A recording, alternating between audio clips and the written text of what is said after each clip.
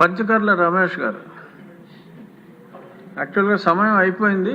Thank you sir. కాసేపు extra తీసుకుంటున్నాం అంతే. థ్యాంక్ యూ అధ్యక్ష. ధన్యవాదాలు అధ్యక్ష. పారిశ్రామిక ప్రాంతమైన మా పొందుర్తి నియోజకవర్గంలో కాలుష్య సమస్య మీద అనేక సందర్భాల్లో ఈ సభలో మాట్లాడటం జరిగింది అధ్యక్ష.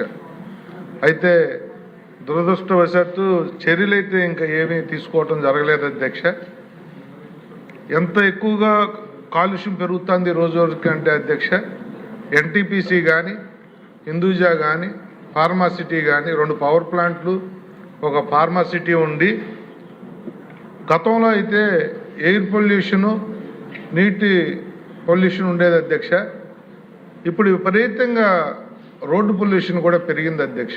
ఈ పరిశ్రమలకు వెళ్ళే లారీల వల్ల మెయిన్ రోడ్డు మీద నగరం మధ్యలోంచి పరవాడ హెడ్ క్వార్టర్, పరవాడ మండలం, పరవాడ నుంచి కానీ లంకెలపాలెం హైవే నుంచి కానీ విపరీతమైన లోడుతో, ఓవర్లోడ్లతో 70-80 టన్నుతో ఒక్కొక్క లారీ వెళ్తూ రోడ్లు బాగోని నేపథ్యంలో ఒక గతుకులో ఆ లారీ చక్రం పడినప్పుడల్లా కూడా కొంతవరకు కార్గో బొగ్గు కానీ, యాష్ కానీ రోడ్ల మీద పడి అక్కడ షాపులు కానీ, నివాస ప్రాంతాల్లో కానీ ప్రజలు చాలా ఇబ్బంది పడుతున్నారు అధ్యక్ష.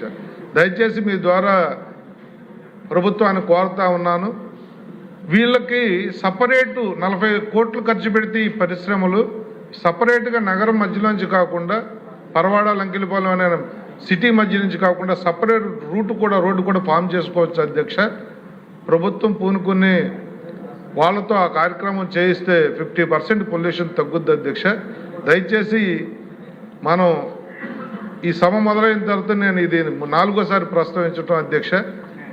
ఈ 0 అవర్కు కూడా చర్యలు తీసుకుంటున్నారని ప్రజలు అనుకునే విధంగా దయచేసి చర్యలు తీసుకోమని మిమ్మల్ని కోరుతున్నాను అధ్యక్ష.